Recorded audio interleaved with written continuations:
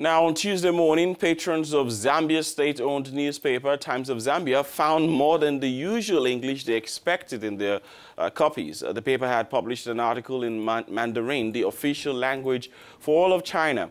The Chinese article in question was titled, "We've Still Got It."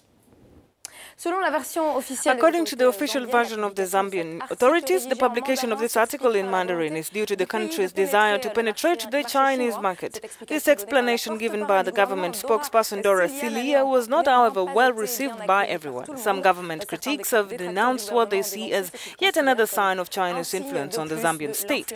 And then for several weeks now, voices have been accusing the authorities of having accumulated a lot of debts with China. And we're going to analyze this contradictory positions with Ronald Kato. Jerry? Merci, Anan. And with us now is Ronald. Ronald is also a China Africa Press Center fellow. Yeah. Good morning and welcome, and thank you for joining us on set this morning. Bonjour, Hanan. Très bien, très bien. Excellent.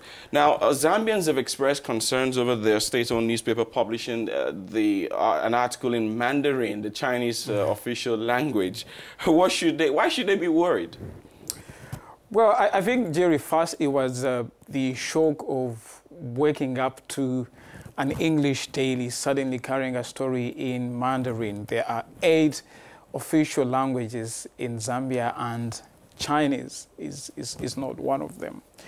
And this is also reflect the uproar, also reflects the sentiments of some Zambians, especially those in Lusaka, towards the Chinese lately. People have been saying things like we're having a Chinese invasion.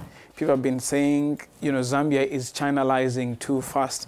And when you say Chinalizing, that's an interesting word, you know, Chinalizing. It's a word that you meet quite often when you go to China. Okay. Yeah, but when they say China, rather Zambia Chinalizing too fast, is that China is its relations with Beijing are happening too fast, and China, rather Zambia, is giving away too much to the Chinese. Yeah, that's what they call Chinalizing too fast. Okay. Yes, but also this is also Zambians looking at this as, you know, the Chinese moving away from the business and economic sphere, where they are largely known to hold a lot of sway, and where they are tolerated, into the cultural sphere. And for some, this is a no-go zone. They wouldn't entertain any interference in that. So this story was not sanctioned by the Chinese, to be fair to them. It was simply a decision taken by the editorial management of the Times to carry the story in Mandarin. Yeah. But also, Jerry, Mandarin is the most widely spoken language in the world. So I think it was only a matter of time. I know many publications in Africa. It was a matter of time. It was a matter of time. Okay. All right. I know so many publications that have, you know, struck partnerships with publications in China, and I know for a fact that in not so many years to come, you see many newspapers coming out in Africa as bilingual. Okay. And tell us now about the Chinese influence in Zambia. Has it been deepened, and if so, what impact can it have on the country's economy? Right, Hannah. The Chinese are deeply involved in the Zambian economy. China has invested about $4 billion in the Southern African country's economy, and Chinese interests there run from mining, manufacturing to construction.